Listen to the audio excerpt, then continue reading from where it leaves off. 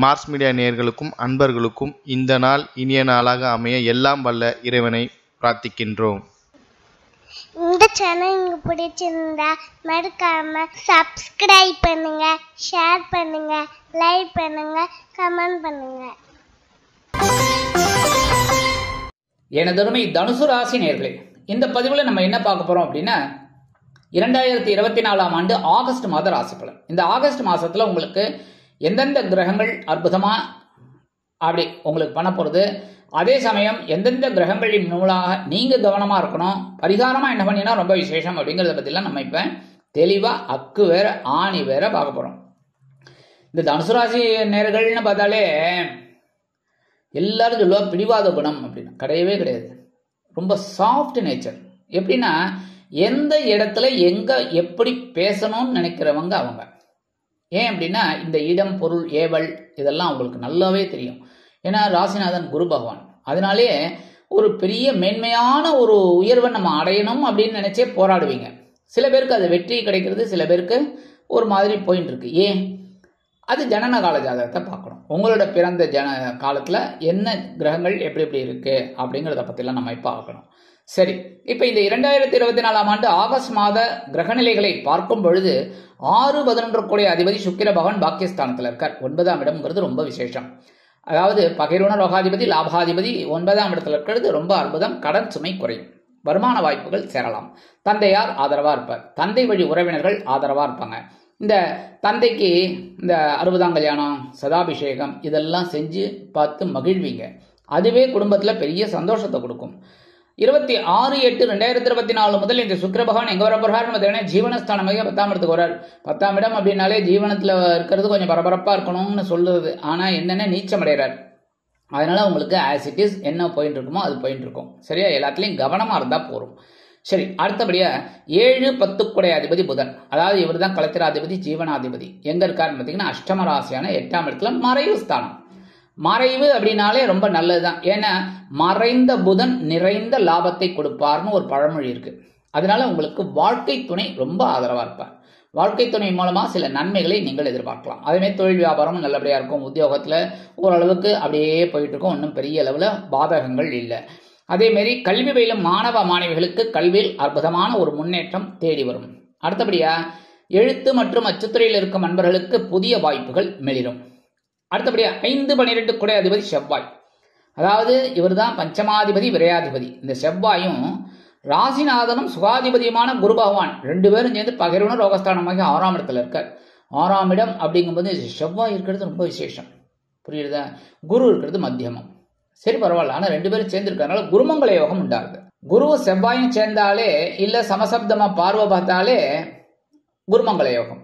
அந்த வகையில குருமங்கள யோகம் உண்டாகிறதுனால உத்தியோகத்துல நீங்க வைக்கிறதா சட்டம், நீங்க எப்படி பிளான் பண்ணி ஒர்க் பண்றீங்களோ அந்த இது உங்களுக்கு உயர்வுகள் கண்டிப்பா கிடைக்கும். அதே மாதிரி தொழில் வியாபாரமும் நல்லபடியா இருக்கும். இந்த குழந்தைகள் மூலமா ஒரு சந்தோஷமும் இருக்கு, ஒரு சங்கடங்களும் இருக்கு. மனசை போட்டு வாட்டிக்கிட்டு இருக்கு. என்ன பண்றது? சரி, எல்லாம் கால நேரம் சரியாகும் போது எல்லாமே சரியாயிடும். சரியா? இந்த விரையாதிபதி செவ்வாய் உங்களுக்கு 6ஆம் இடத்துல இருக்கிறதுனால சில பேருக்கு உத்தியோகம் நிமித்தமா அந்த மார்க்கெட்டிங்ல இருக்கிறவாளுக்கெல்லாம் கொஞ்சம் பயணங்கள் ஏற்படும். சரியா? சில பேருக்கு எதிர்பார்த்த இடமாற்றம் அதெல்லாம் கிடைக்கிறதுக்கு வாய்ப்புகள் இருக்கு. அடுத்தபடியா இன்னும் சொல்லணும் அப்படின்னா இந்த சீருடை பணியாளர்களாகிய காவல், ராணுவம், தீயணைப்புத்துறை, மருத்துவத்துறையில் வேலை பார்க்கும் நண்பர்களுக்கு எதிர்பார்க்கும் இடமாற்றம், பதவி மாற்றம், பதவி உயர்வு, சம்பள உயர்வு அருமையாக மிக அருமையாக மிக மிக அருமையாக கண்டிப்பாக வந்து சேரும். அடுத்தபடியா இந்த குருவோட பார்வைன்னு பார்த்தீங்கன்னா 5ஆம் பார்வையா உங்களோட ஜீவனஸ்தானத்துல விழுது. பரபரப்பா இருப்பீங்க, உத்தியோகத்துல கடுமையா உழைப்பீங்க, அதுக்கு உண்டான உயர்வுகள் உங்களுக்கு வரும். அடுத்தபடியா 7ஆம் பார்வையா உங்களோட 12ஆம் இடத்தை பார்க்கிறார். அண்ணா அப்ப உங்களுக்கு விரயங்கள் அதிகமாகணும். அது சுப விரயங்களா இருக்கலாம், இல்லைன்னா தந்தையாரோட மருத்துவ செலவா இருக்கலாம், இல்லைன்னா உங்களுக்கு மருத்துவ செலவா இருக்கலாம், இல்லைன்னா வெளியூர் அல்லது வெளிநாடு போயிட்டு வர செலவு, இந்த மாதிரிலாம் வரத்துக்கு வாய்ப்புகள் இருக்கு. 9ஆம் பார்வையா உங்களோட தனவாக்கு குடும்பஸ்தானமாக 2ஆம் இடத்துல விழுது சிறப்பு. இந்த செலவெல்லாம் பண்றதுக்கு வருமானம் வேணுமோ கண்டிப்பா கிடைக்கும். இந்த 9ஆம் பார்வையா உங்களுக்கு குரு பகவானே கொடுக்க போற உங்க ராசிநாதனே. கவலையே விடுங்க, ஜாலியாக சந்தோஷமாக இருங்க, செலவுகளை பண்ணிட்டு. சரியா? முடிஞ்சா இருக்கிறத வச்சு சேவிங்ஸ் பண்ணுங்க. அடுத்தபடியாக 26/8/2024 முதல் இந்த செவ்வாய் பகவான் எங்க வரப்போறாருன்னு பார்த்தீங்கன்னா கலத்திரஸ்தானமாக 7ஆம் இடத்துக்கு வந்துடுவார். வாழ்க்கை துணை வழியில கொஞ்சம் பிரச்சனைகள் வரலாம். வாழ்க்கை துணையோட உடல் ஆரோக்கியத்துல கவனமா இருக்கணும். நண்பர்கள் விஷயத்துல கவனமா இருக்கணும். தொழில் வியாபாரத்துல இருக்கிறவெல்லாம் கூட்டாளிகள்கிட்ட கவனமா இருக்கணும். சரியா? பாக்கியாதிபதி சூரிய பகவான் அஷ்டம ராசியில இருக்கார். 8ஆம் இடம் மறைவு ஸ்தானம்னாலும் சூரியன் அங்க உட்கார்ந்தாக்க இந்த பாக்கியாதிபதி தந்தையாரின் மூலமாக சில குழப்பங்களை கொடுப்பார். அதேமாரி பூர்வீக சொத்துக்கள்ல குழப்பங்களை கொடுப்பார். உடல் ஆரோக்கியத்துல சில குழப்பங்களை கொடுப்பார். அதனால எல்லா விஷயத்திலையும் உத்தியோகம், தொழில் வியாபாரம் எல்லாத்துலயும் நீங்க கொஞ்சம் கேர் எடுத்துட்டு அக்கறை எடுத்துட்டு கவனமா இருந்தீங்கன்னா ரொம்ப நல்லது. 17/8/2024 முதல் இந்த சூரிய பகவான் பாக்கியஸ்தானமாகிய 9ஆம் இடத்துக்கு வந்து ஆட்சி அமைக்கிறார். பாக்கியாதிபதி பாக்கியஸ்தானத்துக்கு வர்றாரு. இனிமே தான் திருப்பம், அதிரடி திருப்பங்கள் உத்தியோகத்துல கிடைக்கும். அதேமாதிரி தொழில் வியாபாரமும் ரொம்ப நல்லபடியா இருக்கும். தந்தையார் ஆதரவா இருப்பார். தந்தை வழி உறவினர்கள் ஆதரவா இருப்பார். எடுக்கிற காரியங்கள் இப்ப சிறப்பா அமையும். சில பேருக்கு வீடு, மனை, வாகனம் வாங்கும் யோகம் உண்டாகும். அடுத்தபடியாக 2, 3 கூடிய அதிபதி சனீஸ்வர பகவான் சகாயஸ்தானமாகிய 3ஆம் இடத்துல இருக்கார். பரவாயில்லைன்னு தான் சொல்லணும். ஆனா என்ன, வக்ரகதியில இருக்கார். வக்ரகதி அப்படின்னாலே அப்படியே அவர் ரிவர்ஸ்ல வந்துட்டு இருக்கார். புரியுதா? புரட்டாதி, சதயம் அப்படின்னு இப்படி ரிவர்ஸ்ல வந்துட்டு இருக்கார். அப்படி இருக்கும்போது உங்களுக்கு எப்படி ஒரு தைரியத்தை கொடுப்பார், ஒரு முன்னேற்றத்தை கொடுப்பார். நீங்க கவனமா இருந்தா கண்டிப்பா முன்னேற்றம் உண்டாகும் எல்லா விஷயத்திலும். ஏன்னா இந்த சகாயாதிபதி சகாயஸ்தானத்துல வக்ரகதியில இருக்காரு. அதனால உடன்பிறப்புகள், அதுவும் இளைய உடன்பிறப்புகள்லாம் உங்களுக்கு சில குழப்பங்களை கொடுப்பாங்க, பிரச்சனைகளை கொடுப்பாங்க. அவங்க கிட்ட எல்லாம் கொஞ்சம் அனுசரிச்சு போறது, இல்ல தட்டி கொடுத்து போறது நல்லது. சாயா கிரகங்களான ராகு பகவான் உங்களோட சுகஸ்தானமாகிய 4ஆம் இடத்துல இருக்கார். வெளியூர் அல்லது வெளிநாட்டு பயணங்கள் உங்களுக்கு அற்புதமா இருக்கும். சில நேரங்களில் சில குழப்பங்கள் இருந்தாலும் அற்புதமாக நிறைவேறும். அதேமாதிரி இந்த வெளியூர் போயிட்டு வெளிநாடு போயிட்டு படிக்கணும், உத்தியோகத்துக்கு போகணும்னு நினைக்கிறவாள்லாம் தாராளமா இந்த நேரத்தை உபயோகப்படுத்திக்கலாம். ஏன்னா இடமாற்றம்லாம் அற்புதமாக கிடைக்கும் உங்களுக்கு. அதே மாதிரி எல்லா விஷயத்திலுமே உங்களுக்கு வெற்றிகள் கண்டிப்பாக இருக்கும். ஏன்னா ராகு பிரம்மாண்டத்தை யோசிப்பார். அப்படிங்கிறதுனால உங்களுக்கு பிரம்மாண்டமான ஒரு வெற்றி கண்டிப்பாக கிடைக்கும். ஆனா என்ன ஒண்ணு, ராகு வந்து கொடுத்து கெடுப்பார். அதனால கவனமா இருக்கணும். கொடுக்கும்போது ஆஹான்னு சொல்லிட்டு வாங்கிட்டு அப்புறம் கெடுக்கும்போது ஐயோவும் கூடாது. சரியா? கவனமா இருந்தா ரொம்ப நல்லது.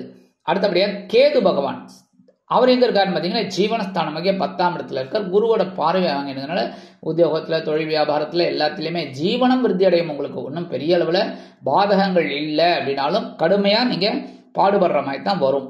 பாடுபட்டால் வெற்றி கண்டிப்பா உண்டு. அதாவது ஒன்றுபட்டால் உண்டு உயர்வு அப்படிங்கிற மாதிரி நீங்க பாடுபட்டால் உண்டாகும் உங்களுக்கு ஒரு தெளிவு. கண்டிப்பா அந்த உயர்வு உங்களுக்கு வரும். பரிகாரமா என்ன பண்ணினா ரொம்ப விசேஷம் அப்படின்னா, ஆல்ரெடி நான் ஒவ்வொரு இதுலேயும் சொல்லுவேன், புற்றுக்கோயில்.